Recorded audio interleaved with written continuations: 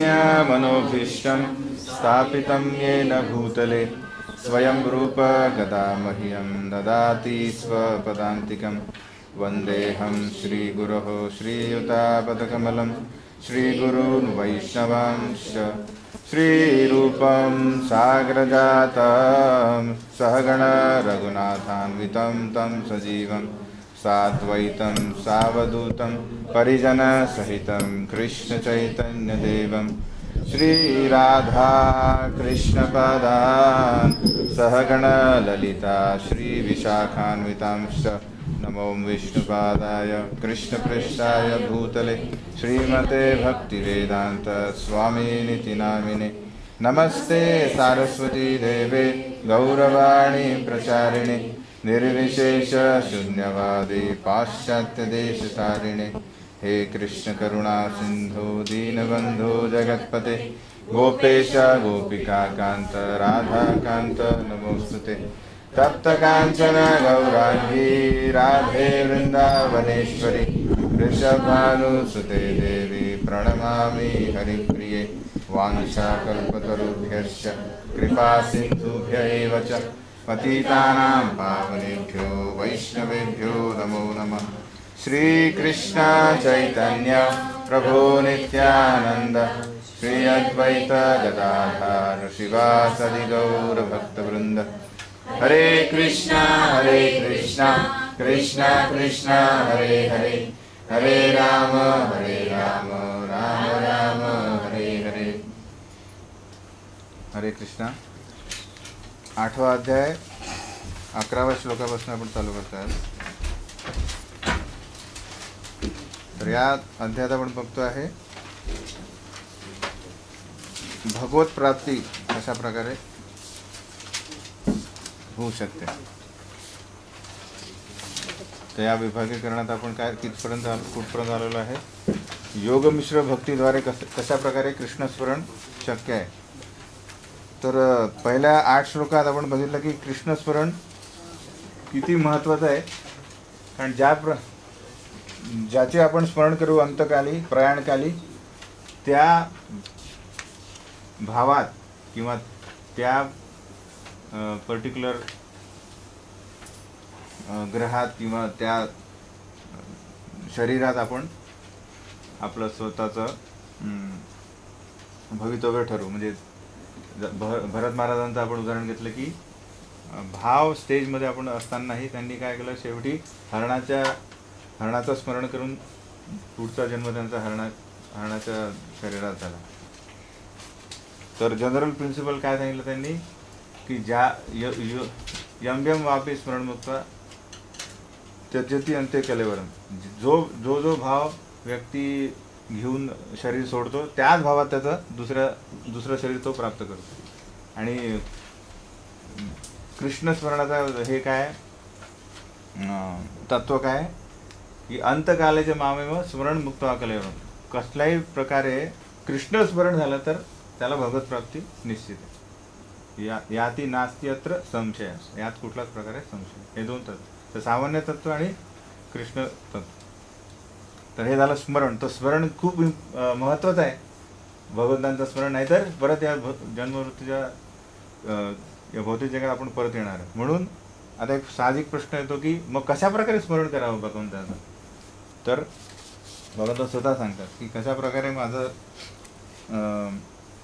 स्मरण करणे। 9 ते 13 कविं पुराणम अनुशासितारम अणोरणीयां समनुस्मरेद्य सर्वस्य धातारमचिन्त्यरूपम् आदित्यवर्णं तमसः परस्तात् प्रयाणकाले मनसाचलेन भक्त्या युक्तो योगबलेन चैव भ्रुवोर्मध्ये प्राणमावेश्य सम्यक् सतं परं पुरुषमुपेति दिव्यम् यदक्षरं वेदविदो वदन्ति विशन्ति यतयो वीतरागः यदिच्छन्तो ब्रह्मचर्यं चरन्ति तत्ते पदं संग्रहणे प्रवक्षे सर्वद्वाराणि संयम्य मनोहृदि निरुद्ध च मूर्ध्याध्यायत् मनः प्राणम् आस्थितो योगधारणाम् ओम इति एकाक्षरं ब्रह्म व्याहरन् माम् अनुस्मरन् यः प्रयाति त्यजन् देहं सयाती परमाम गतीम.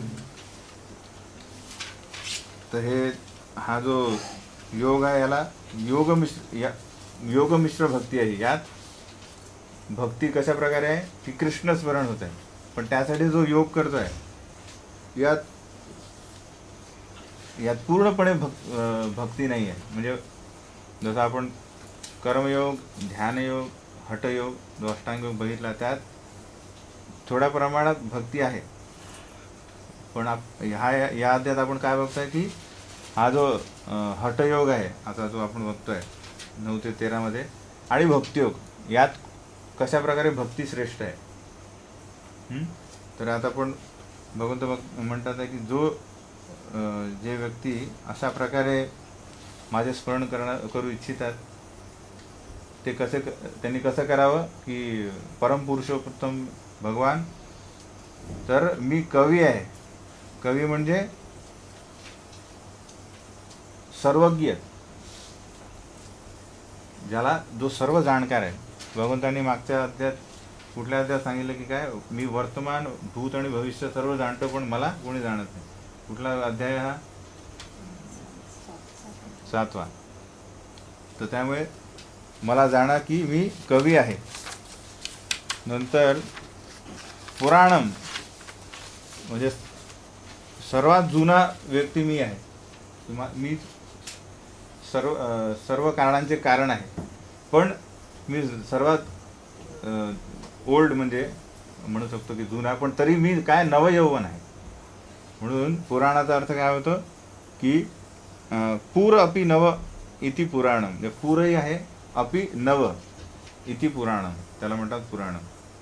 आणि अनुशासितारम म्हणजे मी नियंत्रक आहे. तर इथे भगवंतांचं कुठलं रूप दिसत आहे? मेंटेनर, म्हणजे एक नियंत्रक म्हणून बघतात आहे, विष्णू रूप. तर कवी पुराणम अनुशासितारम, अनुशासन करणारा कोण आहे? नियंत्रक.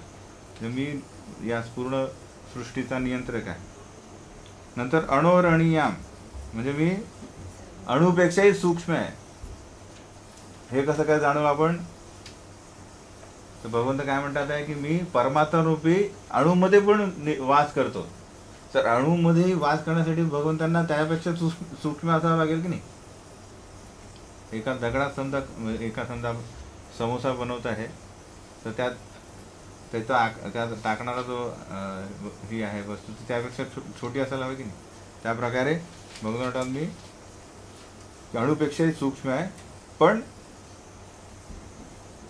आणि काय अनुस्मरेद्य नित्य चिंतन करणारे. आणि सर्वस्व धातारम अचिंत्य रूपम. सर्वस्व धातारम म्हणजे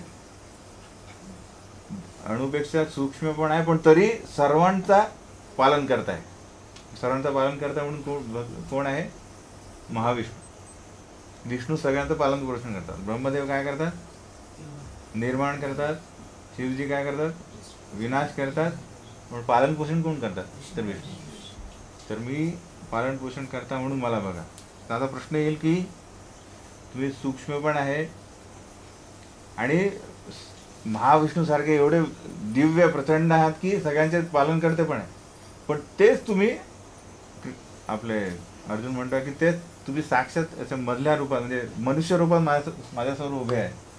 म्हणून हे तुम्हाला जाणणे अचिंत्य आहे की तुम्ही सूक्ष्म पण आहे, सगळ्यात सूक्ष्म आणि सर्वात विराट आहे, पण तरी तुम्ही आता माझ्यासमोर कसे उभे आहे? एका मानव रूपात उभे आहे. त्यामुळे तुम्हाला मी जाणणं अचिंत्य आहे. त्याचा अर्थ आहे अचिंत्य. आदित्य वर्णम तुमचं जे तेज आहे ते सूर्यप्रकाशाप्रमाणे आहे. तुम्ही नित्य पुरुष आहात. आणि तमस परस्तात की तुमचं जे अस्तित्व आहे या अंधकाराच्या पलीकडे आहे. भौतिक जगात आपल्याला सूर्य चंद्र नसतील तर सगळा अंधार आहे. कुठल्याच प्रकारे आपण बघू शकत नाही. त्यामुळे या अंधकाराच्या पलीकडे तुमचं अस्तित्व आहे. अशा प्रकारे तुम्ही माझं स्मरण करा. मग नंतर आता एक ही पद्धत येतात की कशा प्रकारे हे जे योगी आहे, योग मिश्र भक्त, ते काय करतात की या दोन प्रकार आहे की आपण पुढे बघू की हे योगी जे काय म्हणतात त्याला सफल योगी आहेत, सफल नाही, जे स्थिर योगी आहेत ते काय करतात, ते स्वतः त्यांचा अंतकाळी म्हणजे कधी शरीर सोडणे यावर त्यांचा नियंत्रण असू शकतं, कारण त्यांनी पूर्णपणे स्वतःवर नियंत्रण केलेलं आहे. आणि दुसरे योगी म्हणजे साधक आहेत की त्यांना विशिष्ट वेळेची म्हणजे विशिष्ट वेळेवर त्यांना अवलंबून राहावं लागतं. मेन उद्देश काय यांचा, या भौतिक जगात परत यायचं नाही आहे. त्यासाठी काही कालावधी या योगींसाठी की त्या स्पेसिफिक कालावधीत त्यांनी शरीर सोडलं तर त्यांचा परत येण्याची गॅरंटी आहे. पण समजा ते तसं करून नाही शकलं तर काय, त्यांना त्यांच्या योगाची जी म्हणजे काहीतरी सफलता आहे ना, ती सिद्धी त्यांना प्राप्त होईल.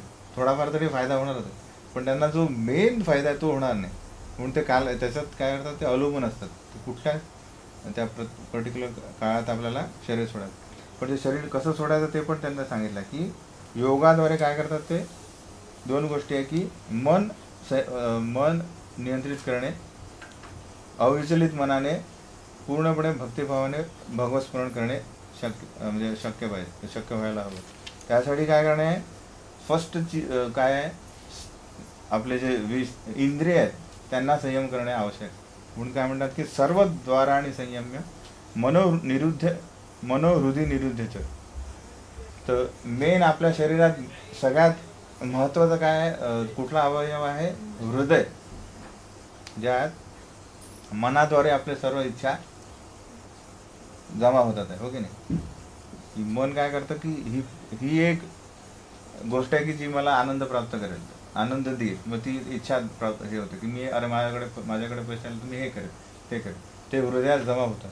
तर हे योगी काय करतात आहे, हे मनाचा दरवाजा बंद करतात, मनोहृदय निरुद्धच रोखून ठेवणे मनाचा दरवाजा. त्यामुळे काय होईल की आता इतर इच्छा आतमध्ये येणं बंद झालं आणि मग आता ज्या इच्छा आहेत त्याला तपस्येद्वारे आणि पूर्णपणे इंद्रिय संयमन करून, म्हणजे खाण्यापिण्यावर पूर्ण नियंत्रण आणि ब्रह्मचर्य पालन करून आणि जंगलात राहून विविध प्रकारे ओमकार, आता आपण याच्यात लिहिलं की आपण जसं महामंत्र जप करतो तसे ते ओमकार जप करतात आणि मन नियंत्रित करून प्राणवायू भ्रुवोर मध्ये म्हणजे दोन भुवयांच्या मध्ये आणून नंतर ब्रह्मरंध्रातून ते आपलं शरीर त्यागतात. तर या पद्धतीत काय ही कलियुगात ही पद्धत खूपच अव्यावहारिक आहे. कारण मेनली आपण सांगितलं की या जगात आपल्याला इंद्रिय संयम, मन संयम करणे हे खूप कठीण आहे, तपस्या करणे.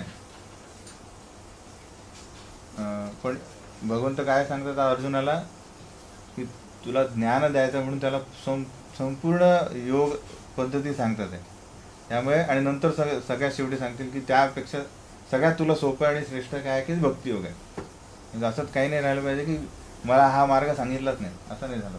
त्यामुळे योग मिश्र भक्तीद्वारे कशा प्रकारे असंही माझं तू स्मरण करू शकतो. नंतर अजून स्वतः सांगेल की हे मला नको आहे, सगळ्यात सोपं सांगा. अशा प्रकारे हा जो आहे योग मिश्र भक्तीद्वारे कशा प्रकारे स्मरण करू शकतो. तर 14 ते पुढचा जो विभाग आहे 14 ते 16 मध्ये आता शुद्ध भक्तीद्वारे कशा प्रकारे तू माझं स्मरण करू शकतो ते भगवंत सांगतात की अनन्य चेतः सततम योमाम स्मरति नित्यशः तस्याहम सुलभ पार्थ नित्ययुक्तस्य योगिना मामुपेत्य पुनर्जन्म दुःखालयम अशाश्वतम नाप्नुवन्ति महात्मानः संसिद्धिं परमां गतिम् आ ब्रह्मभुवना लोका पुनरावर्तिनो अर्जुन मामुपेत्य तु कौन्तेय पुनर्जन्म न विद्यते. आता त्वरित भगवंत काय सांगतात आहे, हे झाला योग मिश्र भक्ती. पण भक्तियोग सगळ्यात सुलभ आहे. ही एवढं सगळं तपश्चर्या करायची गरज नाही तुला. अनन्य चेता. अनन्य चेता म्हणजे काय, तर दोन गोष्टी आहेत यात की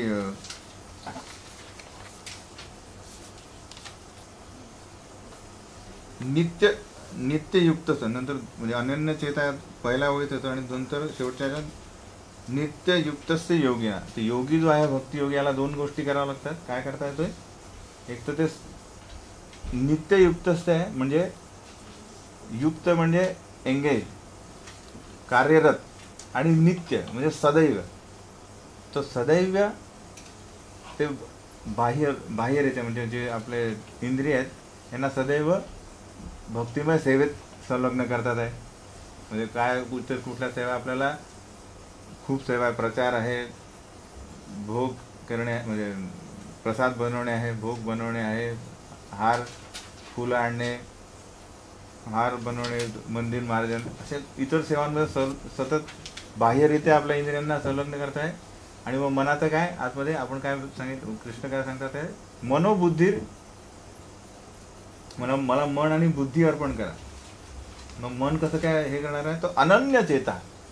चेता म्हणजे मन, अनन्य म्हणजे दुसरा कुठल्याच प्रकारचा विचार किंवा इच्छा मनात न आणणे. भक्तिमय सेवा म्हणजे माझा विचार फक्त करणे. अशा प्रकारे काय, अशा व्यक्तीला मी सुलभरित्या प्राप्त होतो. तर मोक्ष प्राप्तीसाठी आपण बघितलं की कर्मयोग आहे, ज्ञानयोग, हठयोग. इतर सर्व योगांमध्ये सर्वात महत्त्वाचा, सर्वात सोपा हा काय आहे यापेक्षा भक्तियोग. कारण कर्मयोग, ज्ञानयोग आणि हठयोगामध्ये तुम्हाला सगळ्यांना अवलंबून राहावं लागतं या एका स्वतःच्या कार्यावर, कर्मावर. हे सर्व व्यवस्थित झालं पाहिजे. पण भक्तियोगात काय करतात आपण, भगवंत स्वतः भक्ताला मदत करतात.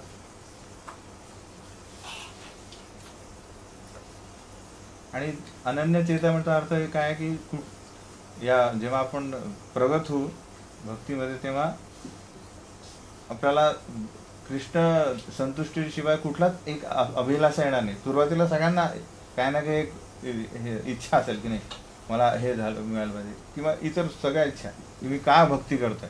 पण जसं आपण प्रगत होऊ तेव्हा काय होईल, भक्तियोगात जो शुद्ध भक्त आहे, शुद्ध भक्तीद्वारे आपण जसं स्मरण करतो की त्याला कुठल्याच प्रकारचा, जसं गोपीसारखा किंवा प्रल्हाद महाराज, इतर यांना कुठल्याच प्रकारचा एक भौतिक इच्छा नाही आहे कुठल्याच प्रकारे.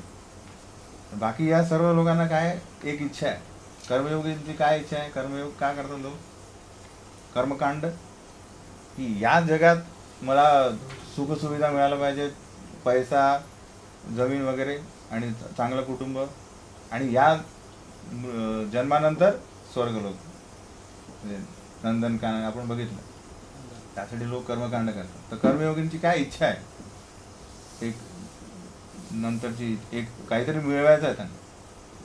दुसरे लोक कोण आहे, ज्ञानयोगी. ज्ञानयोगी काय करतात, ज्ञान प्राप्त करून त्यांना काय करायचं आहे, एक प्रकारे या भौतिक जगातून जाऊन ब्रह्मज्योतीत विलीन व्हायचं. किंवा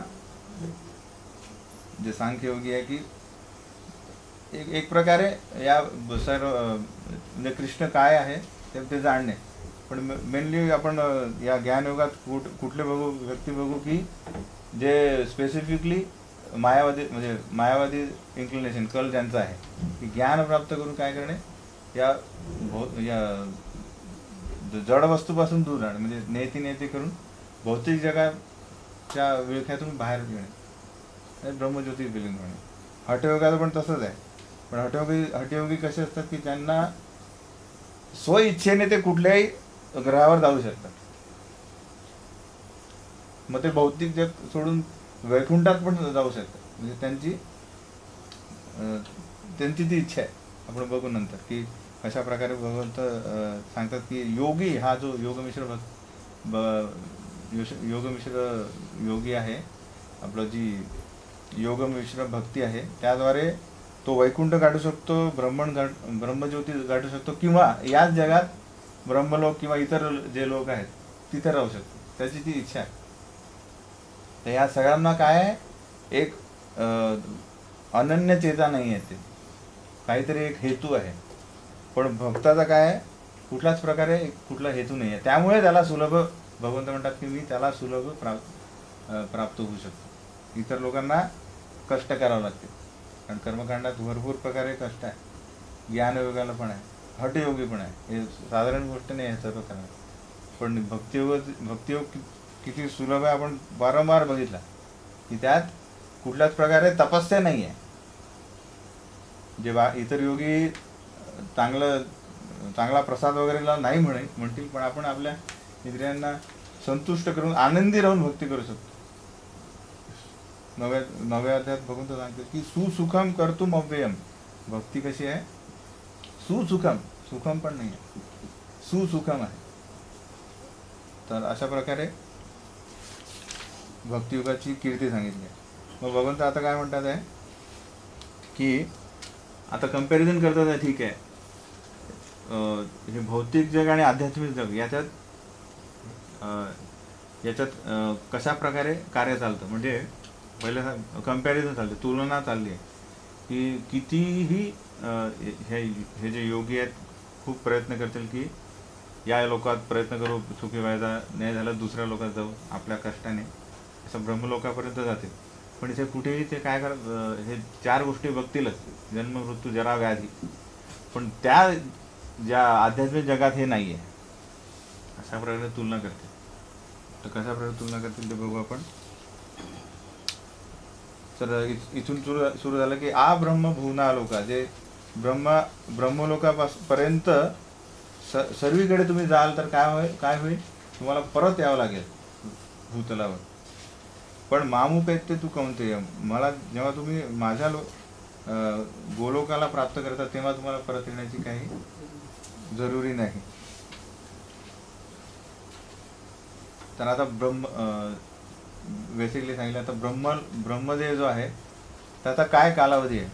आता आपण स्पेसिफिकली बघणार आहोत की या सृष्टीची निर्मिती कशी होते, ती किती दिवस राहते आणि कशा प्रकारे याचा प्रलय होतो.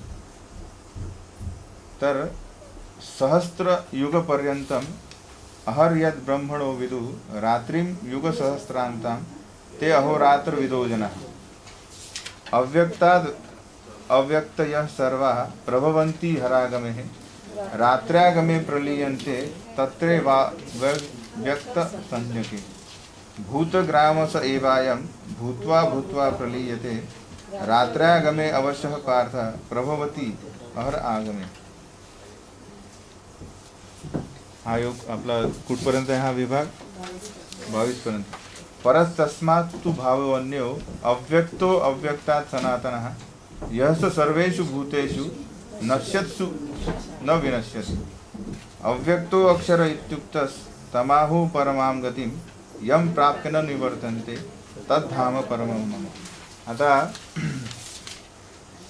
ब्रह्मदेवाबद्दल, त्याच्या जीवनाबद्दल सांगितलं की ते किती काळ जगतात. तर सत्ययुग, द्वापरयुग, त्रेतायुग आणि कलियुग हे झालं एक युग. याला म्हणतात एक चतुर्युग. अशा प्रकारे 1000 चतुर्युग जे आहे त्याला म्हणतात एक कल्प. आणि हा एक कल्प म्हणजे ब्रह्मदेवाचा एक दिवस. हा कालावधी किती झाला तात्पर्यात सविस्तर दिलेला आहे की आपण ज्या कलियुगात राहतो त्याला 4,32,000 वर्षे आहेत. त्याच्या दुप्पट म्हणजे त्रेतायुग, द्वापरयुग, आणि त्याच्या दुप्पट त्रेतायुग, आणि त्रेतायुगाच्या दुप्पट सत्ययुग असा कालावधी आहे. आणि हा पूर्ण कालावधी आणि 1000 असे चतुर्युग असा एक दिवस होता. आणि त्या जेव्हा ब्रह्माचा एक दिवस संपतो आणि रात्र सुरू होते तेव्हा काय होतं, एक प्रलय होते. त्या प्रलयाला काय म्हणतो आपण, नैमित्तिक प्रलय. तर नैमित्तिक म्हणजे तो सतत होणार आहे, म्हणजे एक दिवसानंतर. आणि जेव्हा पुन्हा भगवंत काय म्हणतात की जेव्हा ब्रह्मदेवांची पुन्हा दिवस चालू होतो तेव्हा पुन्हा जी निर्मिती चालू होते, पुन्हा तो तेवढा काळ राहतो, तर पुन्हा रात्र झाली की पुन्हा तो नैमित्तिक प्रलय. असा ब्रह्माचा जो 100 वर्षाचा कालावधी संपला की नंतर प्राकृतिक प्रलय येतो 100 वर्षानंतर. तेव्हा हा प्राकृतिक प्रलय कुठला आहे? जेव्हा पूर्ण ब्रह्मांड नष्ट झालं, म्हणजे आपले महाविष्णू जेव्हा श्वास आतमध्ये होता तेव्हा हा प्रलय होतो. तेव्हा चैतन्य चरितामृतमध्ये याचा उल्लेख आहे की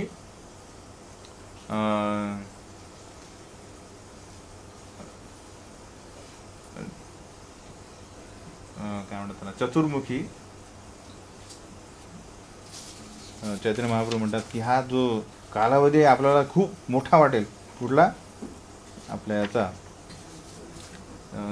किती सांगितलं तो 311 ट्रिलियन आणि 40 बिलियन, म्हणजे जो झाला 311 लाख करोड आणि 4,000 करोड असे दोन मिळून, म्हणजे एवढा लाख वर्षे जगणारा जो व्यक्ती आहे ब्रह्मदेव. पण आता याची तुलना काय केली आहे शास्त्रांमध्ये की एक वीज चमकते, हा कालावधी वीज चमकण्याचा कालावधी किती आहे? एका क्षणात तेवढा ब्रह्मदेव जगतात. पूर्ण जो आपला टोटल काळ घेतला आपला, म्हणजे पूर्ण युग काळ नाही, टोटॅलिटीमध्ये बघितलं तर आपला हा जो आपलं जीवन तर काहीच नाही आहे त्याच्यात, पण ब्रह्माचं पण जीवन कसं आहे? एक वीज चमकण्यासारखं आहे. की तो एक श्लोक आहे, कोटी कोटी चतुर्मुखी मरी मरी जाय, असं म्हणायचं आहे की जशा प्रकारे जसं आपल्या एखाद्या समुद्रात काय होतं, लाट येते आणि करोडो बुडबुडे येतात, पण त्याचा कालावधी काय? क्षणात ते चालले जातात. त्याप्रकारे असे प्रत्येक ब्रह्मांडात असणारे जे चतुर्मुखी म्हणजे जे ब्रह्मदेव आहेत ते क्षणात त्यांचा नाश होत आहे. आणि आपण बघतोय की आपल्या जे आयुष्यात काय काय करायचं आपल्याला मोठं हो की नाही. त्याप्रकारे आपण हे पूर्ण कालावधी बघितल्यानंतर आपल्याला स्फूर्ती काय मिळायला हवी? कुठल्याच प्रकारे या 14 लोकांमध्ये कुठलं आपण आसक्त नाही झालं पाहिजे की ठीक आहे, या जेव्हा आपण इतर म्हणजे वेदांमध्ये ऐकू की या लोकात खूप प्रमाणात सुख उपलब्ध आहे, तर तिथे काय नाही ट्राय करू. जसं आपण म्हणतो की नाही की एखाद्या लोकॅलिटीमध्ये लोक राहतात तर म्हणतात अरे यापेक्षा त्या सोसायटीत गेलो तर तिथे भरपूर उपलब्ध आहे, तिथे स्विमिंग पूल आहे आणि थिएटर आहे, काय काय आणि गार्डन आहे, ओके नाही. तसाच तेच प्रलोभन काय आहे आपल्यासाठी? तर स्वर्ग. आपल्याला सध्या आपण भक्तीमध्ये आल्यामुळे आपल्याला जास्त एवढं वाटत नाही आहे, पण इतर जे धार्मिक लोक आहेत जे वेद फॉलो करतात त्यांना स्वर्गाचं इतकं आकर्षण आहे की त्यांना म्हणतं की म्हणजे मोक्ष म्हणजे स्वर्गप्राप्ती, इतपत त्यांचं ज्ञान आहे. त्याच्या पलीकडे ते काही विचार करू शकत. म्हणून जेव्हा जीव हे पूर्ण बघू शकतो की संपूर्ण हे ब्रह्मांड हे माझ्यापेक्षा वेगळं आहे, म्हणजे म्हणायला तर माझा यांच्यात काही संपर्कच नाही, काही संबंध नाही आहे. अलगच हे पूर्ण ब्रह्मांड 14 लोक, आपलं पृथ्वीचा आपल्याला त्याचा व्यापच आपल्याला मोजता येत नाही पृथ्वीचा, असे हजारो करोडो म्हणजे मल्टिप्लाय एवढे मोठे मोठे लोक आहेत, ब्रह्मलोक वगैरे, आणि सगळे सुंदर आहे, पण त्याचा माझ्याशी काहीच संबंध नाही. हे सगळं काय भ्रम आहे, त्याला म्हणतात आत्मसाक्षात्कार. येतं लक्षात? तर आत्मसाक्षात्कार म्हणजे या पूर्ण जड वस्तू जी तयार केलेली आहे भगवंतांनी, तुरुंग, या तुरुंगाशी माझा कुठल्याच प्रकारे संबंध नाही आहे. तर एका लेक्चरमध्ये राधानाथ स्वामी म्हणतात की जेव्हा आपल्याला समस्या येतात तर समस्या काय दर्शवतात? ॲक्च्युली शारीरिक समस्या. जेव्हा एखाद्याला काही लागतं तेव्हा ते समस्येतून आपल्याला काय निष्कर्ष काढायचा आहे की हे जे शरीर आहे माझ्याशी कम्पॅटेबल नाही आहे. कम्पॅटेबल म्हणजे मला साजेसं नाही आहे, ओके. जे मला नाही तर मग सगळीकडे मी सुदृढ राहिलं पाहिजे, कुठे धक्का लागून पडलो तर काय होतं, आपल्याला इजा होते आणि नंतर ते काही काळ जास्त काळ राहते. म्हणून अशा प्रकारे आपण आपल्या शरीरापासून चालू करायला पाहिजे की कुठल्याच प्रकारे मी ते चुकी नाही आहे, इव्हन आपल्या शरीरात. त्याच प्रकारे मग मी इथे राहिलो तिथे, म्हणजे व्यक्ती राहतात एखाद वर्ष किंवा 2 वर्षांनी आपल्याला त्यांना कळतं की अरे इथे मी आलो खूप मोठ्या इच्छेने, पण आता इथे पण भरपूर प्रॉब्लेम आहे, ठीक आहे नाही. प्रत्येक क्षेत्रात काही ना काही प्रॉब्लेम असणारच. त्या प्रकारे जेव्हा व्यक्ती पूर्ण या ब्रह्मांडात समस्या बघतो आणि त्याच्यात माझा काय कुठेच मी ॲडजस्टेबल नाही आहे, समजलं की नाही, तर तेव्हा त्याला म्हणतात लिबरेशन, म्हणजे त्याला म्हणतात आपण आत्मसाक्षात्कार. आणि तेव्हा तो पात्र होतो याच्या बाहेर जाण्याचं, आहे की नाही. कारण नाही तर थोडीशी आसक्ती असेल तर काय तो जाणार नाही. म्हणून प्रभुपादांचं नेहमी वाक्य काय की एका क्षणात तुम्ही इथून भगवतधामात जाऊ शकता, पण तेवढी अनासक्ती पाहिजे आपल्याला. एका क्षणात तेवढा तिटकार आला पाहिजे की, पण ते शक्य नाही आपल्याला. जन्माजन्मांची आसक्ती आहे ते, अजून किती आहे ते माहिती नाही. त्यासाठी आपल्याला काय करणार आहे, सोबत काय म्हणतात स्मरण करा. ही 7व्या अध्यायात काय करतात, श्रवणम करून काय की आपण हृदय शुद्धीकरण करून सर्व ज्या इच्छा जमा केलेल्या आहेत त्याला विधून होती. तो भागवतांचा श्लोक आपण बघितला की पूर्ण धुवून टाकतात हृदय स्वच्छ करून. नंतर जो हा रज आणि तमगुणाचा जो प्रभाव आहे तो कमी होतो. तर हे सर्व इच्छा कशामुळे होतात, या गुणांमध्ये आल्यावर. आपण या 2 गुणांच्या इतकं अधीन आहोत की जेव्हा त्या संपर्कात आलो की नवीन नवीन इच्छा जागृत होतात. त्यामुळे हृदय जे मनाचा जो दरवाजा येतोय सदैव उघडा आहे आणि तो वाढतोच आहे. की एखादी इच्छा मोठी असेल तरी तो दरवाजा पण मोठा वाढतो, तो फ्लेक्झिबल दरवाजा आहे. तर हे योगी वगैरे जे सांगतात आहे ते काय करतात आहे, कठोर परिश्रमाने योगाचा दरवाजा बंद करतात आणि आतमध्ये तपस्येने ते इच्छा बाहेर काढतात. तर आपल्याला काय करायचं आहे, असं करायचं नाही. आपल्याला भक्तीद्वारे, आणि ते आपल्याला ती जी प्रक्रिया खूप कठीण आहे आपल्याला ती करणे, तपस्या वगैरे करणे. पण श्रवण नामजप किंवा कृष्ण लीला श्रवण केल्याने हे सर्व पॉसिबल आहे. तर जेव्हा ही जी आत्मसाक्षात्काराची लेवल आहे त्याला म्हणतात आत्यंतिक लिव्हिंग. म्हणजे आपला जो जीव आहे हा स्वतःचा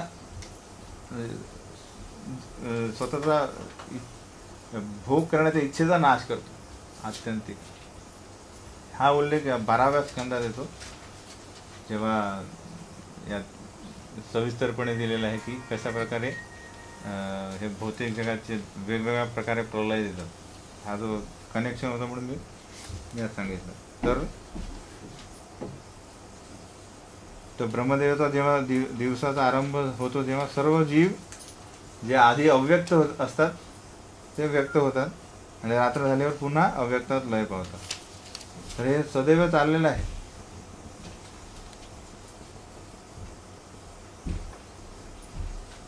पण याहून एक म्हणजे हे सगळं कुठलं झालं, हे भौतिक जगाबद्दल सांगितलं आता 19 श्लोकापर्यंत.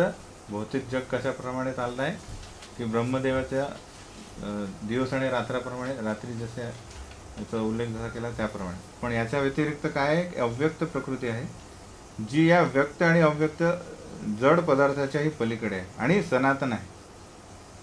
ती परा आहे. तर परा आणि अपराचा हे आपण हे बघितला. तर परा म्हणजे जी भगवंतांची प्रकृती, अपरयम ही आपल्यासाठी तयार केलेली आहे आपल्या इच्छा पूर्ण करण्यासाठी. तर आणि ती सनातन आहे, अविनाशी आहे आणि संपूर्ण जगाचा प्रलय झाला तरी ती प्रकृती नष्ट होते.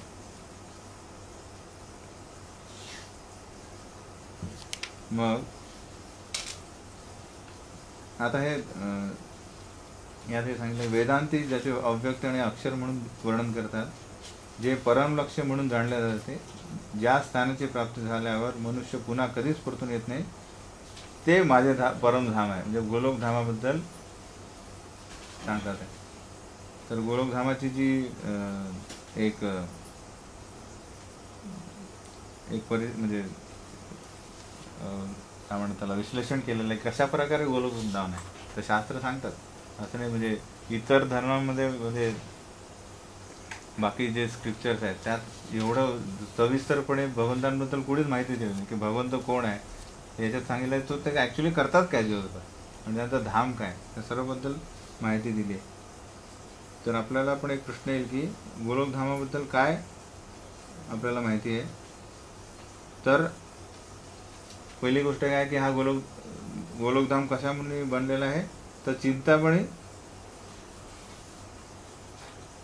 जे रत्न आहे त्यांनी रचलेला आहे तो. म्हणजे जे आपण आपल्या घरी समजा लावू टाईल्स वगैरे हे की नाही, तर तिथे चिंतामणी लावलेलं आहे. आणि या इथे सर्व वृक्ष काय आहे, कल्पवृक्ष. तर कल्पवृक्ष म्हणजे काय, याचा स्पेशालिटी काय कल्पवृक्षाची. या कल्पवृक्षाला तुम्ही काहीही मागितलं म्हणजे नुसतं फळ नाही काहीही तरी ते तुम्हाला मिळू शकतं, म्हणून त्याला कल्पवृक्ष म्हणतात.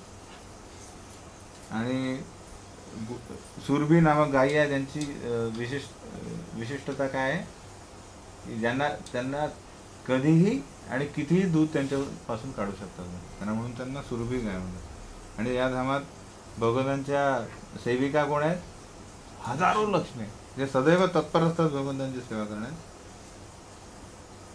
आणि भगवंत स्वतः काय करतात आहे, त्यांची एक छबी दाखवली आहे की ते वेणुवादन करीत आहेत. आणि त्यांनी कुठला परिधान म्हणजे वेश धारण केलेला आहे तर केशरी वस्त्र आणि कंठी वैजंती माला आणि मुकुट जे आहे जे रत्नजडित मुकुट त्यावर, किंवा इथे रत्नजडित मुकुट नसेल पण जो मुकुट आहे त्यावर मयूरपंख आहे. असं हे गोलोक वृंदावनाचं विवरण केलेलं कठोपनिषदमध्ये.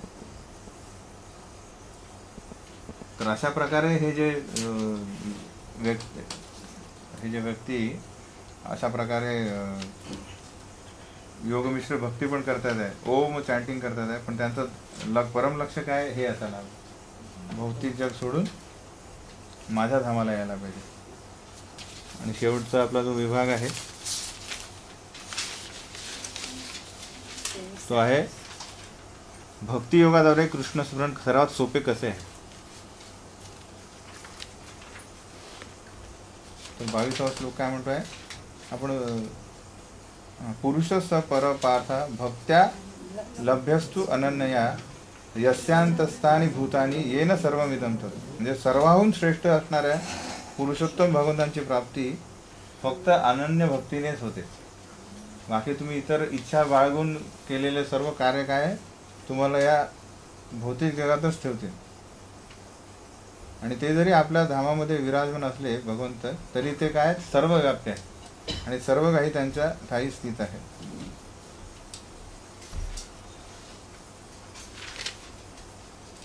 तर यत्र काले त्वनावृत्तिं आवृत्तिं चैव योगिना प्रयाता यान्ति तं कालं वक्ष्यामि भरतर्षभ.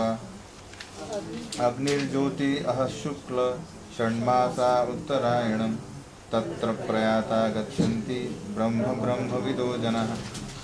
धूमो रात्रिस्तथा कृष्णः षण्मासा दक्षिणायनं तत्र चान्द्रमसं ज्योतिर्योगी प्राप्य निवर्तते. शुक्लकृष्णे गति हेते जगतः शाश्वते मते एकया याति अनावृत्तिम् अन्यया वर्तते पुनः. नैते श्रुति पार्थ जानन् योगी मुह्यति कश्चन तस्मात् सर्वेषु कालेषु योगयुक्तो भवार्जुनो. वेदेषु यज्ञेषु तपस्सु चैव दानेषु यत् पुण्यफलं प्रदिष्टम् अत्येति तत्सर्वमिदं विदित्वा योगी परम स्थानमुपेत चार्यम.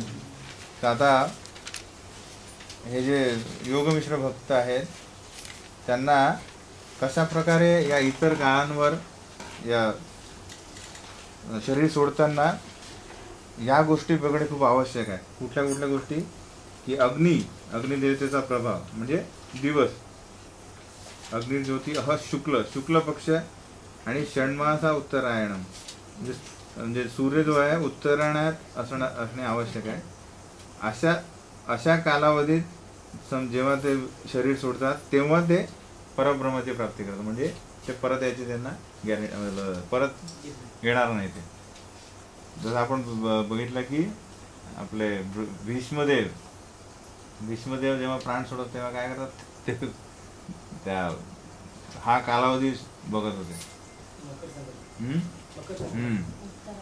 तर बेसिकली काय की इथे काय दर्शवत आहे की हे जे अग्नी, प्रकाश, दिवस, शुक्ल पक्ष हे सगळे काय अधिष्ठाता देवता आहेत. म्हणजे हे सर्व साक्षी आहेत प्रत्येक गोष्टीचे. म्हणजे हे एक व्यक्ती आहे. त्यामुळे आपले हा जो योगी आहे हा जेव्हा या विशिष्ट कालावधीत शरीर सोडतो तेव्हा करता या माध्यमातून ते परधामात आला. याचा अर्थ काय आहे की ह्या ज्या गोष्टी आहेत या गोष्टी काय आहेत, भगवत प्राप्तीसाठी अनुकूल आहेत या योगांसाठी, योग मिश्र भक्तीसाठी. तर आपण असं समजू नये की यात दुसरं जे आहे की धूर, रात्री तथा कृष्ण आणि दक्षिणायनाच्या वेळेस जेव्हा जो शरीर सोडतो तेव्हा काय तो कुठे जाईल, म्हणजे चंद्रलोकात जाऊन तो उपभोग करेल, 10,000 वर्षे राहून तिथे वास्तव्य करेल, पण तरी त्याला परत यावं लागतं. तर साहजिक आहे. आता अर्जुन काय विचार करताय की मी म्हणजे आता सध्या काय स्थिती आहे, कारण युद्ध चाललं आहे आणि कधी मृत्यू होऊ शकतो, तर माझं काय. तर भगवंत काय म्हणतात की नैते श्रुती पार्थ जाण, तुला काही याची काळजी करायची गरज नाही, कारण तू भक्त आहे. योगयुक्तो भवर्जन, तू तस्मात सर्वेषु कालेषु योगयुक्तो भवर्जन. भक्ताला या कुठल्याही मार्गाची वाट बघायची गरज नाही. का? कारण तो नित्ययुक्त आणि अनन्यतेत आहे. त्यामुळे भगवंत स्वतः त्याची काळजी घेतो. त्याचा जो जर्नी आहे, त्याचा जो प्रवास हा वेगळा आहे. त्याचा जो प्रवास आहे आता त्याचा सारथ्य कोणी घेतलेला, कृष्णाने घेतलाय. तर त्याची जेवढी त्याचा परिश्रम आहे तेवढी त्याला कृपा मिळेल आणि त्या प्रकारे त्याचा प्रवास तो पुढे जाईल. बाकी इतर योगांचं तसं नाही आहे, कारण त्यांनी काय केलेलं आहे, स्वतःच्या हातात तो रथ घेतलेला आहे. आपण काय केलेला आहे, तो कृष्णाच्या हातात दिलेला आहे आणि पूर्णपणे त्यांची सेवा करतो आहे. त्यामुळे भगवंत म्हणतात की तुला म्हणजे जो भक्त आहे त्याला अशा प्रकारची काळजी करणे आवश्यक नाही. अनासक्तस्य विषयान यथार्हन उपयुज्यता. जे भक्ताची स्थिती काय आहे, तो सदैव काय करतो, तो जे काही अवेलेबल आहे ते सर्व भगवंतांच्या भक्तीसाठी, सेवेसाठी यूज करतो. त्यामुळे तो काय साहजिक अनासक्त होतो, कारण काय त्याला माहीत आहे की हे सर्व कोणाची प्रॉपर्टी आहे, भगवंतांची. त्यामुळे ही त्यांच्या सेवेमध्ये गुंतवली पाहिजे. आणि बाकी योगी काय करतात की मला माझ्या या योगामुळे हे एक फळ पाहिजे, त्यामुळे मी त्याचा भोग करतो. त्यामुळे तो त्या आसक्तीद्वारे तो ते फळ प्राप्त करतो आणि पुन्हा त्याची जास्त आसक्त होत आहे. पण भक्त काय करतोय, सगळं काही करतानाही तो अनासक्त होत आहे. त्यामुळे आपलं युक्त वैराग्याद्वारे तो मोक्ष प्राप्ती करतो. आणि शेवटी भगवंत म्हणतात की जे काही हे लोक घेतात आहेत, म्हणजे तपस्या, वेद पठण करून, नंतर यज्ञ, दान, या सर्व क्रियांनी जे लोक प्राप्त करतात आहे त्यापासून भक्त वंचित राहत नाही आहे. त्याला सर्व काही प्राप्त होत आहे, पण भक्ताला एक अशी गोष्ट प्राप्त होत आहे की या इतर लोकांना कधीच प्राप्त होत नाही. ती काय, परमधामाची प्राप्ती, जी शाश्वत आहे. बाकी सर्व गोष्टी ज्या आहेत ह्या सर्व काय करतात, त्याला या भौतिक जगातच ठेवतात आहे. पण याचा अर्थ असा आहे का की भक्त भक्ती करतो त्याला फक्त परमधामाची प्राप्ती होते आणि इतर सर्व गोष्टी त्याला मिळणार नाही. भगवंत स्वतः सांगतात आहे की त्यामुळे आपण बघू की या युद्धानंतर काय झालं आहे, हे जे पांडव जे आहेत हे सम्राट झालेले आहेत, पूर्ण पृथ्वीचे राजे झालेले आणि सर्व उपभोग घेतला त्यांनी. आणि भगवंताचा स्वतः त्यांना म्हणजे पूर्ण जीवनभर काय झालेलं आहे, एक संघ मिळालेला आहे, स्पेसिफिक अट्रॅक्शन. म्हणजे आपण बघू की द्वारकेपेक्षा भगवंत सतत पांडवांसोबतच होते. म्हणायला त्यांनी हे द्वारकावासी त्यांच्या जवळ होते यदू वंश, पण सतत ते कुठे होते, त्यांचं मन पांडवांमध्ये. कारण का तर ते अनन्य चेता आणि नित्ययुक्त. बाह्यरित्या ते काय करत होते, कृष्णाला काय पाहिजे ते आम्हाला करायचं आहे, आणि आतमधून सतत त्यांचं चिंतन. त्यामुळे भगवंतांना ते जास्त प्रिय होतं. तशा प्रकारे या योगमिश्र भक्ती जी आहे, त्यात आपण या स्पेसिफिकमध्ये हटेवर बघितला, पण बाकी पण बघू आपण की कर्मयोग, ज्ञानयोग याच्यातही काय, यापेक्षा भक्तियोग कशा प्रकारे श्रेष्ठ आहे की यात एक शाश्वती आहे की परमधामाची प्राप्ती होईल, आणि बाकी इतर पण गोष्टी आपोआपच मिळतील त्या कृपेमुळे. तर ही कृपा कशी काय की आपला अर्जुनाने कुठल्याच प्रकारे कुठले कर्मकांड वगैरे केलेले नाही, पण स्वतःच्या देहात तो स्वर्गलोकात जाऊन आला.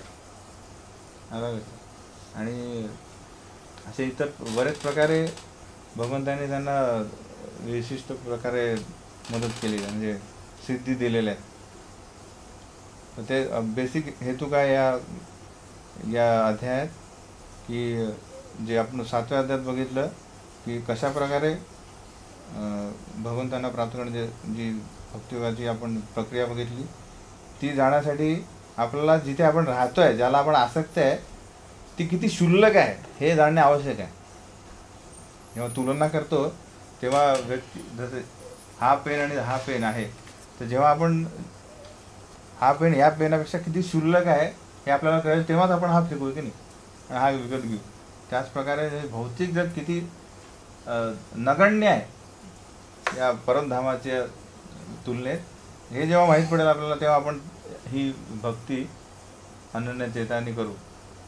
त्यामुळे भगवंत त्याला प्रेरित करतात आहे की कशा प्रकारे तू योगी हो.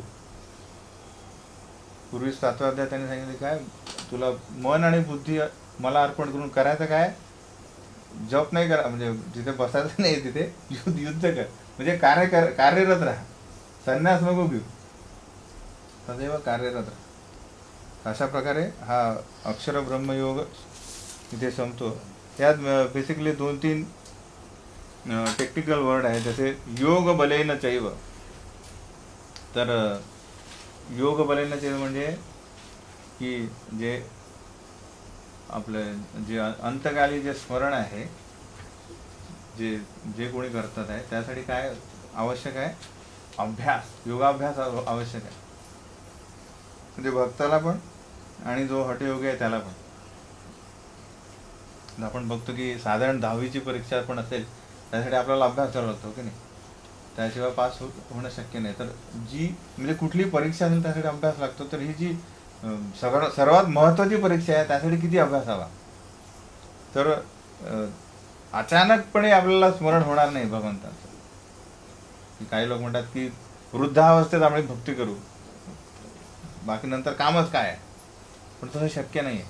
सुरुवातीपासून जेव्हा जोपर्यंत आपण आसक्त होऊ नये, जी आपल्याला सगळ्यात शेवटी आवश्यकता आहे त्या गोष्टीची आसक्त होऊ नये, तर काय होईल, त्यावेळेस ते शक्यच नाही.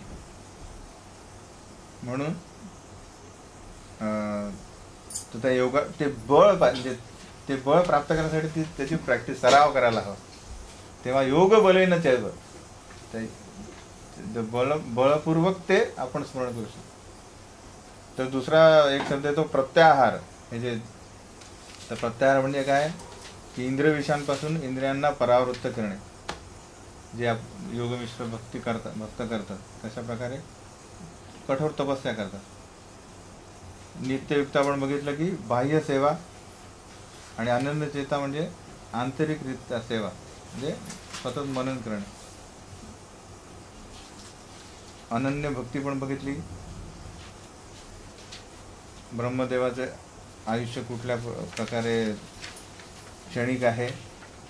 प्रयाणकाले हा शब्द काय आपण आलो 5व्या की 6व्या श्लोकात आहे. प्रयाणकालेचा अर्थ काय, प्रयाण म्हणजे मृत्यू समय. तर मृत्यू समय स्मरण किती महत्वाचं, म्हणजे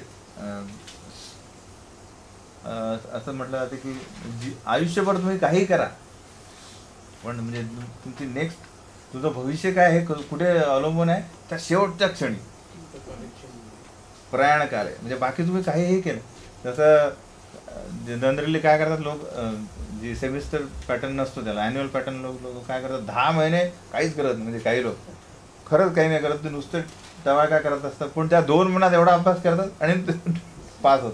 बाकी जण 10 म्हणजे सतत करते नाही, आणि त्या शेवटच्या 2 महिन्यात काय होईल, त्यांना सगळा तो कॉन्फिडन्स चालला जातो. व्हॉट एव्हर, आपण एक निगेटिव्ह उदाहरण घेतलं, पण म्हणत अर्थ काय की तुम्ही आयुष्यात काहीही करा, पण अंतकालेचं मामेवर, त्या प्रयाणकाली तुम्हाला कृष्ण स्मरण करणे आवश्यक. म्हणून आपण काय करतो, जेव्हा आपण एक टर्मिनली येईल भक्त असेल किंवा काही शेवटच्या क्षणी असेल, तर काय करतो, बऱ्याच प्रकारे प्रभुपादांचा टेप लावतो, इतर जण जाऊन सतत कीर्तन करतात. तर हा आपल्याला एक पॉझिटिव्ह हे आहे भक्तांसाठी, की जेणेकरून शेवटच्या क्षणी त्याला पूर्णपणे मुभा द्यावी, की त्याला कृष्ण स्मरण हवं, हो की नाही. काही लोक जाऊन भगवद्गीता वाचतात, भागवत की तो हा इतका महत्त्वाचा, म्हणून त्याला प्रयाण काल, की याच्यावर सर्व अवलंबून आहे. की विचार करा, भरत महाराज यांनी भावानंतर डायरेक्ट प्रेम हा जी स्तर गाठणारा हवा, तर त्यांना डायरेक्ट आपले जनावर योनी प्राप्त झाली प्रयाणकाल, कारण तो चुकीचा विचार केल्यामुळे. तर हा महत्त्वाचा आहे शब्द. तर सर्वात महत्त्वाचे आपल्याला, म्हणून प्रभुपाद म्हणतात की सदैव आपल्या मनात कुठला विचार पाहिजे, व्हॉट इज नेक्स्ट, म्हणजे माझं दुसरं शरीर काय आहे, कुठलं, what is next, what is my next body. तर ते भय, किंवा मग समजा आपल्याला प्रेरित व्हायचं असेल तर मग कशा प्रकारे, मग समजा मला भगवत प्राप्ती करायचं, तर त्यासाठी काय काय करावं लागेल. आणि समजा मग असे उदाहरण बघितले तर भीती वाटली पाहिजे, नाही भीतीपायी किंवा प्रेरणापायी आपण कुठल्या प्रकारे भक्ती दृढ झालं पाहिजे, अनन्यतेचा आणि नित्य. त्यासाठी स्मरण पण हे खूप महत्वाचं, की जसं मनुष्य कुठे, एक म्हण आहे की मनुष्य तिथे आहे जिथे त्याचं मन आहे.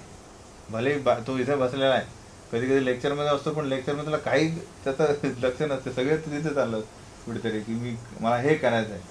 त्याचं मन जिथे आहे तो तिथे आहे. बाहेर इथे आपल्याला हे जे मशीन आहे, गाडी, पण मेन म्हणजे आपलं जे चित्त आहे ते जिथे आहे तिथे आपण आहे. ते चित्त जिथे असेल ते शेवटच्या क्षणी तिथे आपोआप आपण जाणारच. म्हणून हे आपल्याला स्मरण, प्रयाणकाली स्मरण हा एक मुद्दा आपल्याला सदैव लक्षात ठेवायला पाहिजे. येतात आता की माझं अंतकाली काय स्मरण असेल, तर आपण एक फास्ट फॉरवर्डमध्ये जाऊन बघायचं. फास्ट फॉरवर्डमध्ये जाऊन की समजा या माझ्या मनस्थितीत समजा मृत्यू आला, तर मी काय विचार येईल माझ्या मनात, विचार की किती माझ्या अनफुलफिल्ड डिझायर्स आहेत आणि किती त्यांना मी आसक्त आहे. आणि समजा या क्षणी आला प्रयाण काल, तर मी काय विचार करेल, त्यापायी मी कुठलं शरीर प्राप्त करेल. म्हणून जोपर्यंत ही आपल्याला सिरियसनेस नाही आहे, तोपर्यंत आपण मग थोडा जप नाही करू, श्रवण करणार नाही पूर्णपणे. आणि आपण बघितलं बाकी अधिभूत, अधियज्ञ, अधिदेव याबद्दल जो हा अध्याय सुरू झाला होता, की हे जे टर्म्स काय आहेत, म्हणजे या गोष्टींना काय म्हणतात. आणि अचिंत्य बघितलं आपण. अचिंत्य काय, परमात्मा म्हणजे भगवंत अचिंत्य काय आहेत, कारण ते सूक्ष्म, अणुपेक्षाही सूक्ष्म आहेत आणि सर्वांचे पालन करते आहेत महाविष्णू. आणि तरी पण ते आपल्यासाठी काय आलेलं आहे, आपल्या समोर मनुष्य रूपात येऊन लीला करतात आहे. त्यामुळे ते अचिंत्य आहेत आणि त्यांना कुठल्याच प्रकारे त्यांचं पतन होत नाही काहीही केलं. तर जे युक्तिवाद, तर्कशास्त्र आणि ज्यांना ज्ञानही स्पर्श करू शकत नाही आपलं, त्यामुळे ते अचिंत्य. की त्यामुळे ब्रह्मदेव म्हणतात की जे फिलॉसॉफर्स आहेत, तत्ववादी लोक, जे कितीही वर्षे प्रयास करतील की भगवंत असे आहेत, भगवंत असे आहेत, त्याचा काही उपयोग नाही. तर कोणीच भगवंतांना जाणू शकत नाही. हे मी सांगतोय, कारण काय, सर्वात जास्त ज्ञान मलाच आहे. तरी मी सांगतो की मला शक्य नाही, तर त्यांना काय शक्य. ब्रह्मदेव स्वतः प्रार्थना करतात भगवंतांची. आणि इतर 9 प्रकारे कशा प्रकारे भगवंत म्हणतात माझे स्मरण करू शकतो, अशा प्रकारे. आणि किती विविध प्रकार, कुठल्या कुठल्या प्रकारे योगी शरीराचा त्याग करतात, त्याचा काय परिणाम होऊ शकतो, आणि भक्ताची काय त्याच्यात स्थिती आहे. एक तर पॉझिटिव्ह आहे, एक अग्नी, प्रकाश, दिवस, शुक्ल पक्ष आणि दक्षिण उत्तरायण यात केलं तर तो परत येणार नाही. आणि दुसरं रात्री किंवा धूर, कृष्ण पक्ष दक्षिणायनात गेला तर तो काही त्याला हे सगळं योगाची त्याला प्राप्ती होईल, म्हणजे काहीतरी फळ प्राप्त होईल. ते फळ काय की चंद्रलोक, जे ते बाकी पाश्चात्य देश म्हणतात चंद्रावर कुठलंच वास्तव्य नाही आहे, पण ते नाही, तसं नाही आहे. वेद काय म्हणतात तिथे सगळ्यात प्रगत लोक राहतात, तिथे अमाप सुखसोयी आहे. तिथे सोमरस पिऊन व्यक्ती 10,000 वर्ष राहू शकतो, पण त्यानंतर त्याचं पर्जन्यरूपी परत पतन होऊन पृथ्वीवर परत तो तर काय करताय, त्या 6 गोष्टी देतात: जन्म, वाढ, प्रजनन, नंतर क्षय आणि मृत्यू, असं चाललेलं आहे. छांदोग्य उपनिषद आपण बघितलं कशा प्रकारे जीव हा सतत या कर्मकांडाद्वारे या भौतिक जगातच गुरफटलेला आहे. आणि पण भक्त काय, भक्त याची चिंता नाही करत. तो योग त्याला ध्यान म्हणजे योगायोगाने किंवा पूर्व योजनेद्वारे या पर्टिक्युलर गोष्टींची आवश्यकता नाही. तर जनरल रूल काय झाला, हे जे योगी आहेत, जे पूर्णपणे अनन्य चेतन नाही आहे आणि नित्ययुक्त नाही, यांना याच्यावर अवलंबून राहायला पाहिजे. पण भक्तांना काय, हे भक्तांसाठी नाही, भक्तांसाठी काय अंतकालाचे महावेव स्मरण मुक्त कलेवर. आणि सर्वसामान्य लोकांना काय यम यम वाबी स्मरण मुक्त, ते केलं जे जे भाव घेतलं ते त्याच्या शरीराचा. भक्तांना कृष्ण स्मरण, भगवत प्राप्ती, योगमिश्र याच्यावर अवलंबून राहा. कठोर परिश्रम करा, योग सिद्धी हो. तर हे सहज प्राप्त नाही यांना, त्याच्यात सिद्धी प्राप्त करणे आवश्यक आहे. कठोर परिश्रम करून जेव्हा ते सिद्ध होतात तेव्हा हे, तरीही त्यांना ह्या गोष्टींवर अवलंबून असणे आवश्यक आहे, तेव्हा ते परत जाऊ शकते. म्हणजे गॅरंटी नाही आहे की हे मिळेलच.